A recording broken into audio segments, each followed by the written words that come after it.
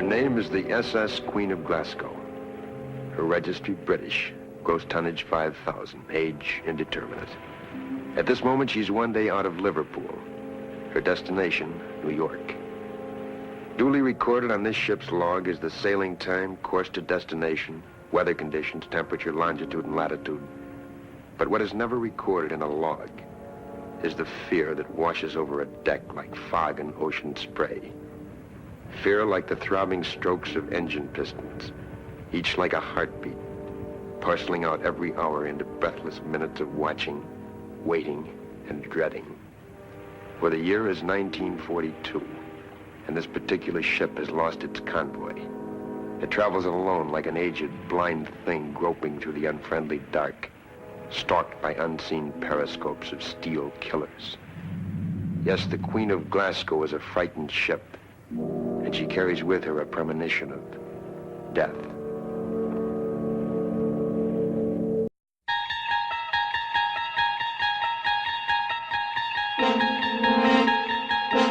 Há uma quinta dimensão, além daquelas conhecidas pelo homem. É uma dimensão tão vasta quanto o espaço, e tão desprovida de tempo quanto o infinito. É uma zona intermediária entre a luz e a sombra, entre a ciência e a superstição. E se encontra entre o abismo dos temores do homem e o cume dos seus conhecimentos. É uma dimensão da fantasia, uma região além da imaginação.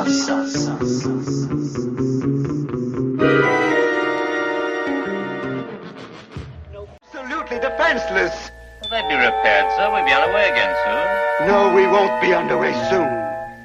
We will drift. Olá, ouvinte, seja bem-vindo à nossa Zona do Crepúsculo. Eu sou a Angélica. Eu sou o Marcos. Eu sou o Pensador Louco do Teatro Escuro do Pensador Louco. Ô, Pensador, muito obrigada por você aceitar o nosso convite, aparecer no nosso podcast, na nossa Zona do Crepúsculo aqui, né? É muito louca, diga-se de passagem. Aceitar nada, eu tô há algum tempo fazendo um voodoozinho pra ser convidado a participar. Oh, meu Deus. Eu quero que vocês se convidem, viu, pessoal? É muito importante, eu adoro ter gente para conversar aqui. E assim que a gente vai descobrindo as preferências das pessoas, né? Das séries clássicas, né? Isso é muito legal, meu amigo. E hoje nós falaremos sobre o episódio The Twilight Zone. Judgment Night. A noite do julgamento, a noite do juízo final, enfim. Episódio foi ao ar no dia 4 de dezembro de 1959. Direção do John Byrne. Cara, que a gente já falou de alguns episódios bem legais dele aqui. O roteiro é do Rod Serling. E tem ali um elenco ali que é interessante, que a gente estava conversando sobre isso. E choque, né? Tem gente viva, né, do elenco, né, Marcos? O ator nascido em Israel, mas vivia nos Estados Unidos, o Nehemiah Persoff, ele tem 99 anos de idade, está vivo. Nossa. Né?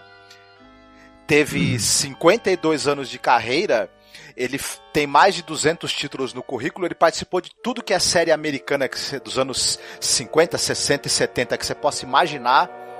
Em algum episódio tem ele, ou às vezes em vários, ele participou de vários episódios do Playhouse 90, né, e ali ele conheceu o Rod Serling, e enfim, tem atuações muito interessantes em episódios dessa série. Ele tá em muitos filmes, ele é o pai da Barbara Streisand no Yentl, por exemplo. Né? Ele participa do Quanto Mais Quente Melhor. Enfim, tem uma carreira muito extensa, tanto no cinema quanto na TV, e ele tem uma atuação simplesmente arrasadora nesse episódio. Na verdade, o episódio depende quase que 80% da atuação dele, né? Maravilhoso.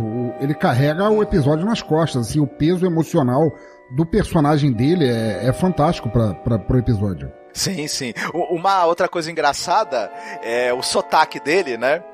Alemão, que ele vai variando ao longo do episódio, né? Ele tem hora que o sotaque... E, não sei, outra curiosidade também é que esse é um dos primeiros episódios em que o Rod Serling teve que fazer mudança no texto. E é bizarro porque que ele teve que mudar. Conta assim que ele, nos primeiros 10 episódios, primeiros 9 episódios, os caras não mandaram mexer em nada. Falaram, tá ótimo, mano, pode gravar isso aí. Só que nesse episódio tem uma linha do texto em que um dos tripulantes do navio tá tomando um chá. É o navio inglês. Aí os caras falaram pra ele, pô, dá pra você trocar por café? Porque a gente tá fazendo propaganda de uma marca de café aqui, né? Na série. O Célio até reclamou disso daí. O jabazinho básico, né? Nessa época a televisão, né, e tal, não nessa época, né, claro, até hoje, né, o jabá é tudo, e esses caras trabalham, antigamente eu acho que até mais visivelmente, né, que tinham programas que tinha a propaganda durante, né, o programa, né, do nada. Sim, eu lembro. Na televisão não faz muito tempo, no Brasil, tu lembra que alguém do nada botava uma Guaraná Brahma, vai um exemplo, sim. Né, uma Guaraná Antártica. Na novela tinha um negócio, tipo, o que você tá fazendo? Não, eu tô indo no banco tal, porque o banco tal agora tá dando não sei quantos dias sem juros. Era engraçadíssimo. Ai, caramba, realmente. Continua tendo até hoje. Olha nas aí. Novelas e nas séries aí, quando se trata, por exemplo, de banco, o pessoal fala o nome do banco que tem conta. É mais barato. Muito bom. Eu acho que o Marcos não tem assistido muita novela recentemente, né, Marcos? Esse merchandising continua assim, desse jeito mesmo, até hoje. Mas não descarado, acho que não é descarado. O quê? Eu não vejo novela, mas... Imagine, descarado mais, cada vez mais. É que às vezes não precisa nem falar o nome do banco, né? Eles compõem a cena assim, com aquele letreiro gigantesco no banco atrás, assim, então fica bem subjetivo, né? Os caras chegam no nível do personagem ser atropelado, os caras falaram, eu fui atropelado pelo modelo novo do carro tal, não arranhou nem o para-brisa, nem o para-choque. Excelente. Bom, então, o episódio de hoje é um episódio que ele vai ter uma temática, assim, que ele propõe, assim, uma reflexão referente à guerra, né, você se colocar no lugar do outro, né. Marcos falou muito bem aí desse personagem, desse ator, né, que ele ainda tá vivo, o Nehemiah Persoff, né, que ele realmente é o episódio, vamos colocar assim, claro que precisa de todo o background, né, esse diretor, ele é um gênio, né, o que ele construiu aí nesse episódio, aí para dar essa sensação meio de claustrofobia, né, por causa da neblina e tal, é muito legal, né, todo mundo comenta que esse é talvez um dos diretores mais injustiçados, porque as técnicas dele, assim, para construir junto com o roteiro narrativa são muito boas, sabe, esse John Bryan, né. Então, acho que vai valer muito a pena e com certeza, ouvinte, se você não assistiu, você vai gostar demais. O diretor até, as coisas que ele faz para poupar orçamento, como usar a névoa como premissa para não mostrar tudo o que está acontecendo, os tiros disparados, os danos causados em determinado ponto do episódio, em que não dava para mostrar porque o orçamento era limitado, e ele usou a névoa para a pessoa deixar subjetiva na cabeça o que estava acontecendo ali. Sim. Isso aí, sabe de quem que eu lembro? Eu lembro daquele filme de terror, aquele Os Outros, né? Que a névoa também ela é muito utilizada dentro da história para mostrar o quão presos eles estão ali naquela situação, né? E quando as coisas se abrem, você tem todo aquele, né, plot twist, né, e tal, né? Pois é, mas vamos lá, Marcos, você faz então uma sinopse pra gente poder falar os pontos que a gente mais gostou. Sim, em 1942, nós temos um cargueiro inglês, ele está cruzando os mares num comboio, mas por algum motivo tem um problema nas máquinas desse cargueiro, ele acaba ficando para trás desse comboio, acaba ficando sozinho, afastado do restante dos outros barcos, e durante o nevoeiro, né? E nesse barco, um dos passageiros é um sujeito, né, chamado Karl Lancer, que por incrível que pareça é alemão, né, em plena Segunda Guerra Mundial tem um alemão ali dentro de um barco inglês. Esse cara, ele tem um pequeno problema que ele não lembra quem ele é, o que ele está fazendo ali, como ele chegou naquele barco. Ele sabe apenas o nome dele, ele sabe que ele está há pouco tempo na Inglaterra, pouquíssimo tempo, e ele não lembra de mais nada. Porém, à medida que o dia vai avançando, ele começa a ter uma forte sensação de que alguma coisa terrível vai acontecer. E ele sabe inclusive o horário, né, que a 1h15 da manhã algum fato terrível vai acontecer com aquele navio e com aquelas pessoas. O que será? Vamos descobrir assistindo o episódio, né? Ah, tá, beleza. Eu achei muito interessante logo que eu assisti, porque ele gera, eu acho que ele foi profunda inspiração para o primeiro arco do Sandman, do Neil Gaiman, em que um dos personagens é condenado pelo Morfeu, pelo sonho, a viver um eterno despertar, que é ele estar dormindo e ele acordar dentro do sonho, morrer, acordar dentro do sonho e morrer numa cascata de sofrimento em que ele nunca acorda de verdade e é apenas uma sucessão de pesadelos. E eu achei muito legal ver uma raiz dessa história nesse episódio, que é muito legal você imaginar o Sr. Lesnar, ele tá ali no... Você não imagina de onde ele vem no início do episódio, o que é que ele está fazendo e tudo mais, e ele é convidado a comungar ali, a confraternizar com os outros passageiros do navio, e você tem uma noção muito clara dele, ao mesmo tempo, não saber o que ele está fazendo ali, ele está vivendo como é a situação, uma situação de sonho, e ao mesmo tempo dele ter noção de coisas que ele não deveria saber sendo um passageiro daquele barco, como quando ele fala das especificações ou dos métodos de batalha dos submarinos alemães e tal.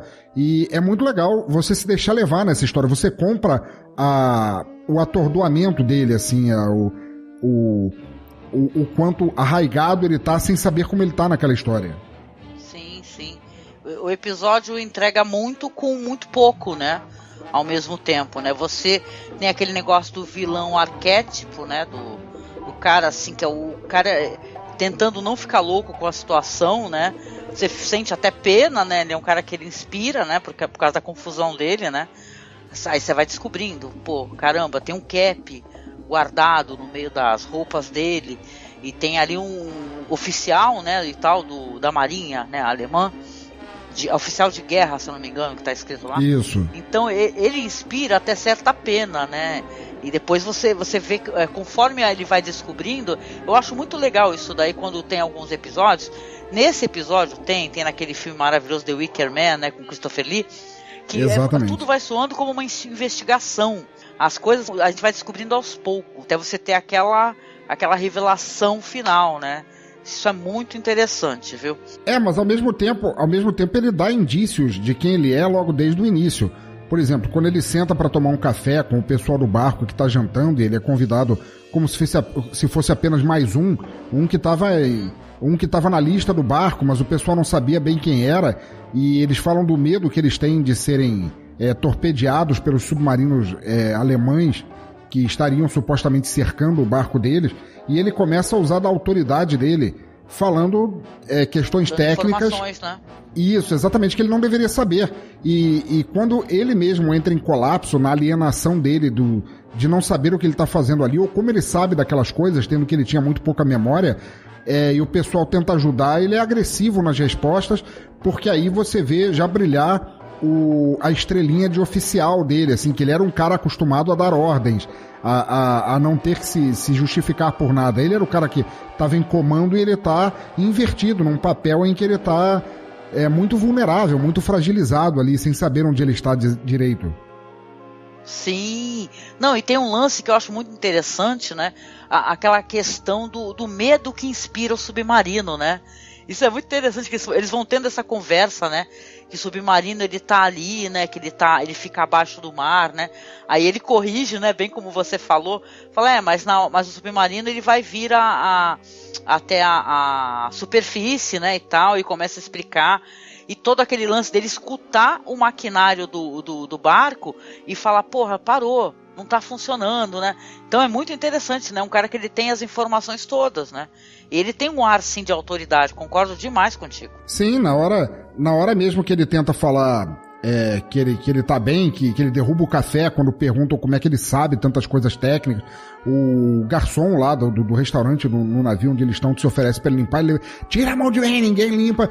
Você nota que ele é um pequeno ditadorzinho ali, mas ele tá muito confuso. E isso que você falou é extremamente importante, porque eles estão tendo, até esse momento, assim, eles estão tendo uma discussão de cavalheiros e isso que eles falam, assim, um dos senhores que está sentado na mesa fala assim, porra, eu preferi enfrentar um encouraçado, que pelo menos a gente vê o que a gente tá enfrentando, não um submarino que se esgueira, assim, à beira d'água para torpedear a gente sem a gente nem sentir. Eu queria ver uma batalha de verdade, não um ato cruel e covarde de ataque sem a gente saber o que está acontecendo, que, de certa forma, reflete o que ele fez, né? Na terceira temporada da série, acho que é uma coisa interessante de falar, essa mesma ideia de você numa situação de guerra, você ser colocado no lugar do inimigo, né, ou no lugar da sua vítima, foi depois retomado num episódio famoso que chama Quality of Mercy, em que o Jim Stockwell, ele é um tenente, e eles estão ali com o exército americano, ele tá cercando uma força de soldados japoneses que ela tá numa posição desfavorável, e ele ordena uma investida para massacrar os caras. Ele troca, na história, ele por motivos mágicos, enfim, aquela coisa do além da imaginação, ele acaba trocando de lugar com um soldado lá japonês também, que observa o capitão ordenando que eles não se rendam e lutem até ser todos massacrados. E ele se coloca no lugar do inimigo que vai ser atacado sem dó. Então isso é meio que retoma, né? Esse tema é retomado depois num episódio muito bom que a gente vai falar dele no futuro, né? Muito bom, é tipo um exercício de empatia, né? Você realmente ser colocado da posição de algoz na posição de vítima, né? Isso. Eu até estava conversando com o Marcos, né?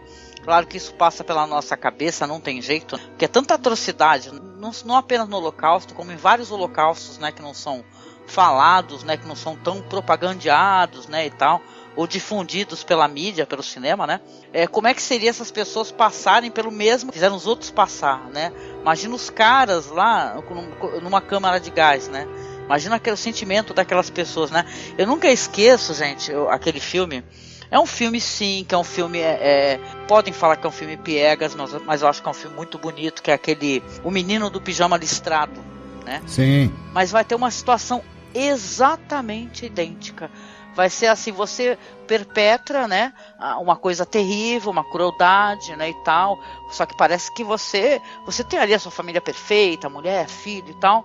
Como é que é isso? Você sentir na carne o que é alguém perder um filho, perder uma mãe, né, e tal. Então o filme, eu lembro que a primeira vez que eu assisti, fazem muitos anos, eu fiquei muito em choque, né, mas aquelas cenas finais do filme, aquilo é de partir o coração, né. Sim, mas aí verdade. Você pensa, caramba, né, quantas crianças, né, que elas foram dizimadas, né, na chegada, às vezes elas nem ficavam lá, né, elas na chegada já eram detonadas, né, então... Isso é um exercício...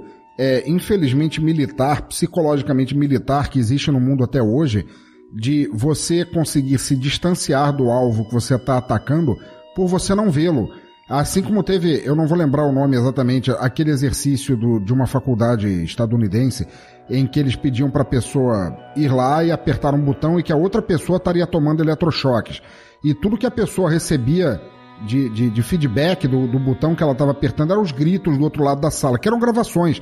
Aquilo não era um experimento real. Não sei se você já ouviu falar desse experimento. Falar. Sim, o pessoal gostou e teve gente que pegou gosto e lascava o dedo, né? Doidado. Exatamente. Então é toda uma formatação mental que os militares usam muito, assim, que se você não vê o alvo, você não está matando pessoas, você só está apertando um botão.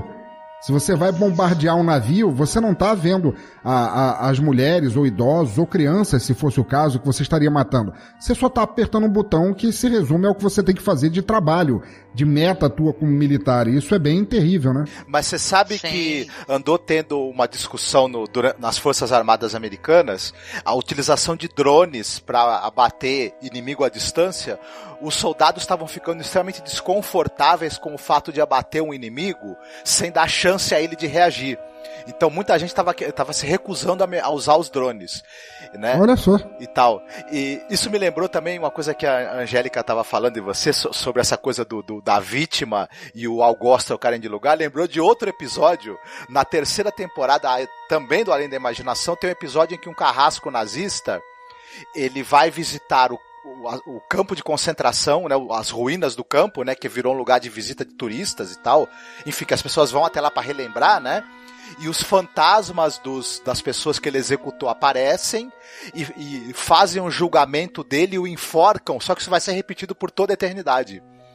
Olha, muito legal. Isso tem ecos até naquele filme clássico, que é o Julgamento de Nuremberg, onde os oficiais do alto escalão nazista falam que eles não viram nenhuma dessas atrocidades acontecendo, porque só o que eles mandavam era executar a ordem, então para eles isso não acontecia, eles só estavam burocraticamente cuidando daquilo. Nenhum deles, enquanto ser humano, foi tocado pelas consequências do que eles estavam assinando, né? Uhum.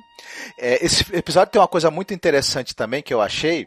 É uma coisa curiosa, você tem esse negócio de quando alguém entra na cabine no início do episódio, a luz apaga. Então você já começa verdade. a ter uma indicação de que alguma coisa ali tá errada ou tá fora do lugar. As pessoas todas do navio são muito empáticas com o Lancer. É uma coisa interessante, ele é um alemão ali, as pessoas, por mais que elas fiquem desconfiadas da presença de um cara que ele mesmo fala que nasceu em Frankfurt, elas não o tratam como um inimigo, elas se preocupam com ele, elas se preocupam com a condição de saúde dele tá lá nervoso, com perda de memória, então todo mundo é muito afável e muito empático com ele. E isso acaba reforçando o desespero dele de não querer que aquelas pessoas morram. E acho que quando ele percebe que ele é o mandante da morte delas, isso aí pra ele é realmente, ele se quebra enquanto ser humano, né? E passar por isso pela eternidade vai ser algo muito, muito terrível, que é o que aquele soldado, né? O soldado alemão ali perto do final? Fala pra ele, a gente matou mulheres, crianças que a gente não conhecia, não eram militares, a gente merece essa punição pra sempre. Sem aviso, né? A gente matou eles sem aviso, a gente simplesmente chegou atirando. Aliás, é feito, esse oficial, quem vive ele é aquele ator, o James Franciscus, bem novinho, né? Eu quase não reconheci, inclusive, ele... Caramba! Ele quando ele ficou mais velho, ele ficou bem mais magro do que ele era, o rosto dele mudou um pouco, né? Enfim... Ai, caramba, eu achei um tremendo episódio, cara. Ele propõe essa reflexão do que a gente estava conversando aqui, né? Se colocar no lugar, né? Eu acho que a gente vive uma época assim, com uma ausência absurda de empatia, sabe? De ridicularização, sabe? De defesa de gente horrorosa, sabe? Pra falar o que pode. Então é legal de tentar se colocar no lugar do outro, né? Eu acho que a gente tá vivendo essa época agora, assim. Sob a bandeira de, entre aspas, política, as pessoas tendem a renegar ou taxar como falso ou ridículo, etc e tal, constituições da vida humana, dos direitos humanos como um tal, simplesmente por questões do próprio bolso, né? Como se a lei de Gerson tivesse valendo agora ao extremo, e a gente está vivendo isso agora, e esse episódio mostra exatamente como isso é errado, né? Os erros de você insistir ou praticar esse tipo de coisa. Cara, a história é uma coisa cíclica mesmo, né? Porque a gente às vezes vê as coisas horrorosas que aconteceram no passado e as pessoas esquecem, né? Por falta de se informar, por falta de tentar. Sabe porque, a gente tem internet ao nosso favor, né? Não apenas contra a gente, né? Mas ao nosso favor, né? Onde a gente pode buscar informação, tem o próprio podcast, nossa, tem uma lista enorme de podcasts de história, sabe, para quem gosta de podcast, né? Então eu acho muito esquisito as pessoas ficarem relativizando, sabe, ou fazendo algum revisionismo, falando que isso ou aquilo não aconteceu, que não foi bem assim, sabe, isso é tão perigoso, né? Então isso tem a ver até inclusive com a minha recomendação. Mas assim, basicamente é um episódio que eu achei bem legal, interessante pra caramba. Diz que tem até uma referência com o filme do Hitchcock, né? Esse negócio do uso da neblina e tal. Ah, sim, né? sim, com certeza. Eu não lembro o nome do filme agora de cabeça, né? E tal. A neblina foi usada como recurso para eles esconderem um pouco as deficiências da cenografia, né? Que não dá para ficar reproduzindo perfeitamente deck de navio com todos os detalhes numa série, e serviu também como um elemento de mistério, né, e de criar um clima de tensão, de imaginação, até de suspense, de terror. Então resolveu um problema técnico e funcionou como recurso narrativo. Parabéns. Um recurso dá um ambiente pesadelesco, se é que essa palavra existe assim pra série. Eu achei muito legal. Então, vamos lá para a sessão de recomendações. Que você recomendaria, meu querido pensador? Olha, eu espero que você, ouvinte, assista esse episódio, porque é um episódio realmente fenomenal. O ator principal, olha, um cara com uma carreira extensa, e ele realmente passa a emoção em cada olhar dele. Você percebe como é estar no papel de uma pessoa perdida, alienada de sua própria realidade, num clima de puro pesadelo. E eu queria recomendar um livro de uma escritora que eu gosto muito, ela infelizmente já faleceu, que é a Marion Zimmer Bradley, que uma escritora feminista maravilhosa, eu gosto muito dos livros dela. E ela tem uma série de fantasia, uma espécie de Game of Thrones ou de Senhor dos Anéis dela, que é a série Darkover. Não sei se a Angélica ou o Marcos conhecem. Essa não li, não cheguei a ler. É uma série de vários livros sobre um mundo chamado Darkover, que ela criou, e cada livro se passa naquilo. Ela, assim como Tolkien e tudo mais, criou uma geografia, uma história, uma zoologia, etc. para aquele mundo.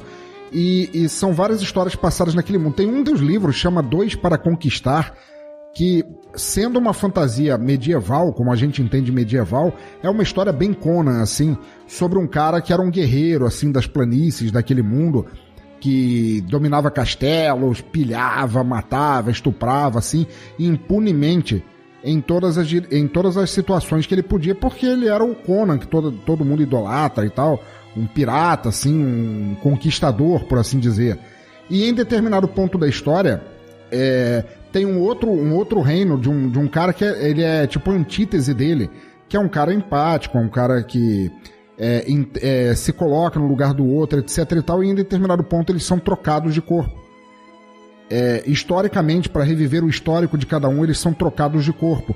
Então o cara que é o bárbaro, o cara que era o suposto brucutu, herói da série, ele passa a ver cada homem que ele estapeou, cada ordem injusta que ele deu, cada mulher que ele estuprou e tudo mais, e ele passa a reviver isso até entender o que é a empatia de pensar no outro como uma pessoa e não apenas como um número a ser abatido. E é um livro muito legal, é da série Darkover, chama Dois para Conquistar. Eu gosto muito desse livro. Ai, não, eu vou ter que providenciar. Sabe como é que é? Eu namoro o livreiro aqui, vou começar a apertar ele. Então, a série Darkover, o livro mais famoso da Marion Zimmer Bradley é o Brumas de Avalon, que é um excelente livro, mas muito bom. O pessoal que é fã mesmo dela, que leu o resto das obras dela, muita gente fala que o melhor dela é a série Darkover, na verdade, né? Com certeza, muito bom.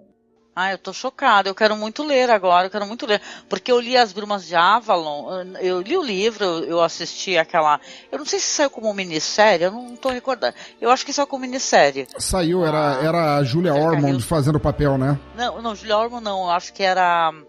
Essa que fez The Good Wife, esqueci o nome dela. Eu acho que era a Julia Ormond, a Juliane Margulies. Isso, ela fazia essa personagem, né? A Margose, não era? Era Angélica Houston. Isso, então, não, mas eu acho que era a Julia Ormond. Eu posso estar enganado, eu já sou meio idoso e tal. Agora, porque que elas são até um pouco parecidas fisicamente. Nas Brumas de Avalon é a Julia Ormond, se eu não me engano. Olha aí. Eu tô dando um Google aí só pra poder, já os dois erraram, adoro. Não é a Julia Ormond, vocês estão confundindo porque tem um filme com a Julia Ormond que ela é a rainha, entendeu? Do Rei Arthur, a Guinevere. Esse daí é essa mina do The Good Wife. Ela faz a Morgana. Isso, a Morgana. Isso. E tal, né? Mas de qualquer maneira, gente, amo de paixão. Faz tantos anos que eu li, gente, dá até uma saudade da minha juventude agora tão forte. Mas eu quero ler muito essa série aí. Darkover. É a Marion Zimmer Bradley, né? Isso mesmo. Ela é maravilhosa, gente. Muito boa a tua recomendação, viu?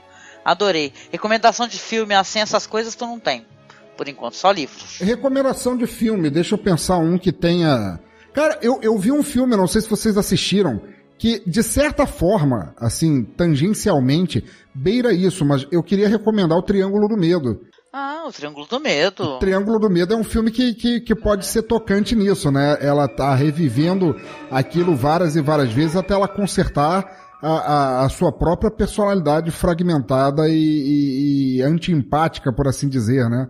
É um filme muito legal, que ela vai... São várias camadas e camadas de decepção que ela mesma criou para ela descobrir o quão errada ela estava quanto a si mesma e ao filho que ela tinha e tudo mais, que ela tinha construído um ideal dela como uma mulher apaixonada pelo filho e compassionada pela vida e tudo mais, e que na verdade você vai vendo que é o contrário, e ela entra num espiral quase sobrenatural de repetição disso, até ela reconstruir a história dela e ver que ela não era tanto assim, né, tão isenta de pecados, né? É bem legal.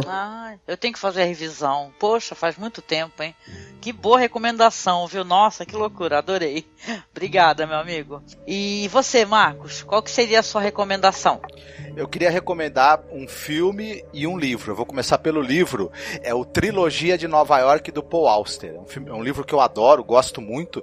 E são 3 histórias de caras que são contratados como detetives para ficar seguindo determinados caras que estão prestes a cometer algum crime, só que ao longo desse processo em que eles estão seguindo e observando e vigiando esses caras, eles vão aos poucos trocando de lugar com o cara, vão absorvendo como por osmose a personalidade desses caras e se transformando neles.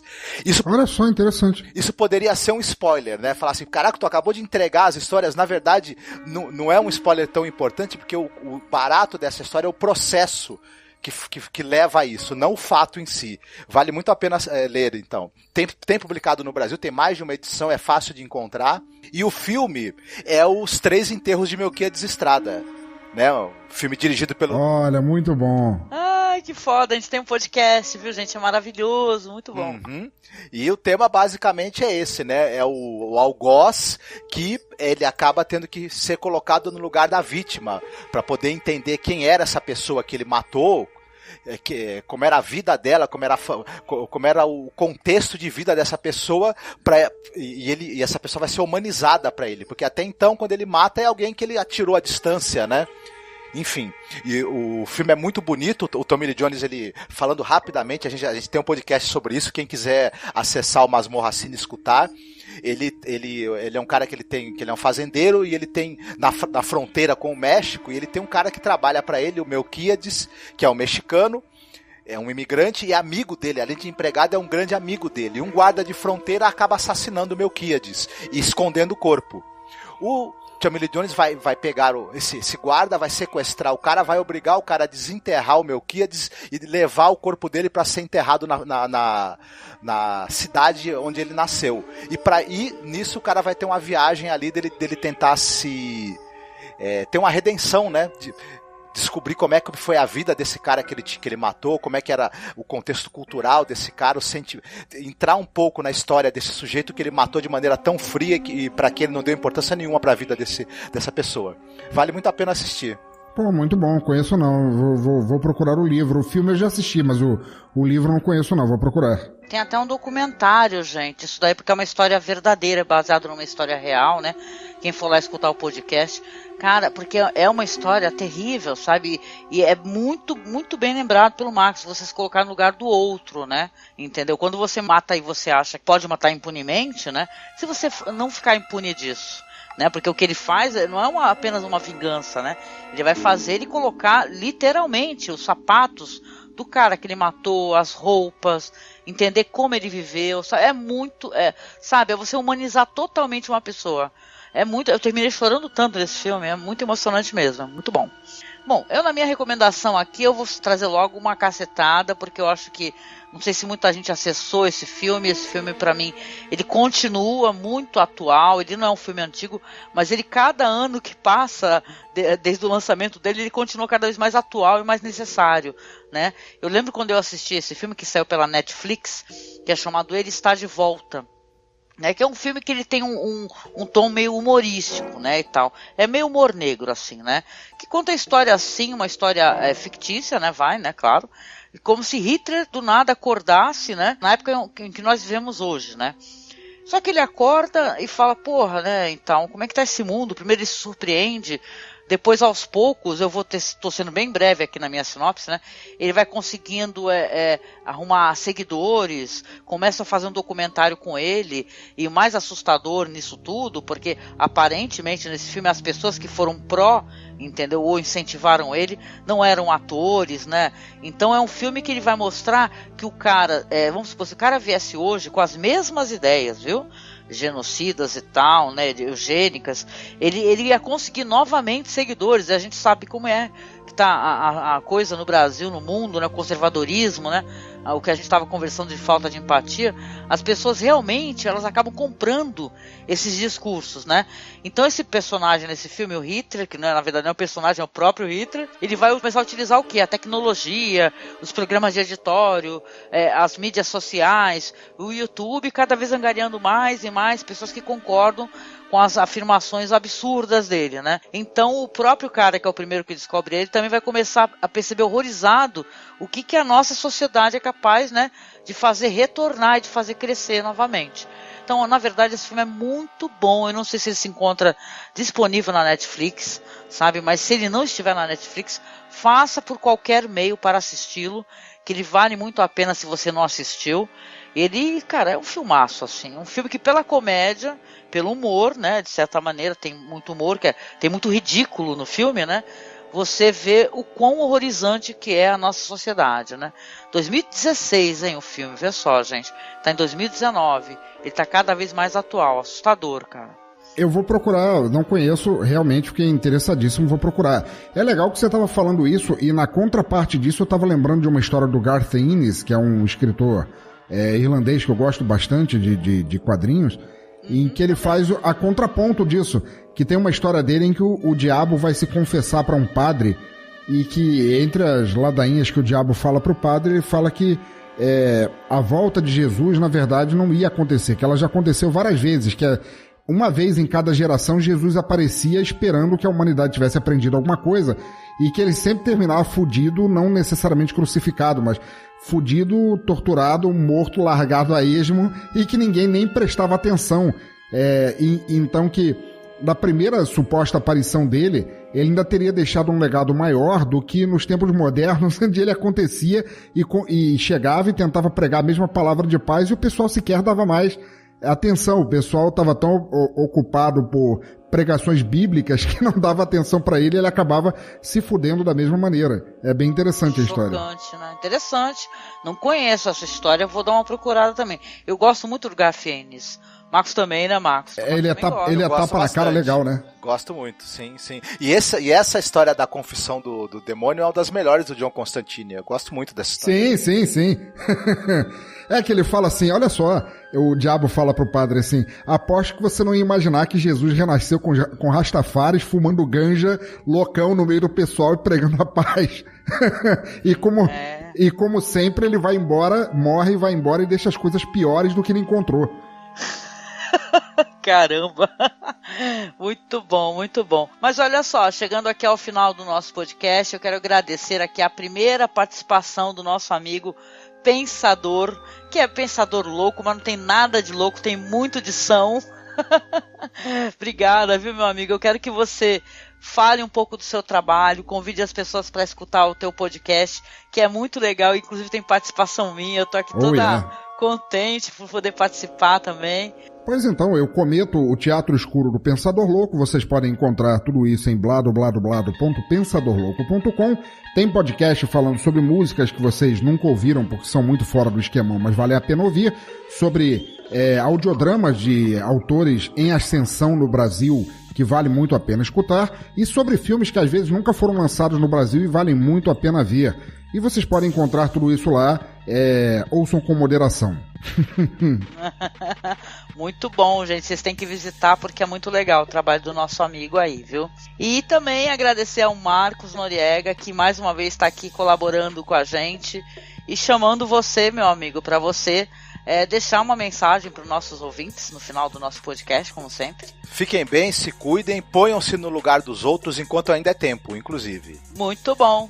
Tic-tac, gente. Beijo para vocês e até o próximo podcast. Fiquem bem. Tchau.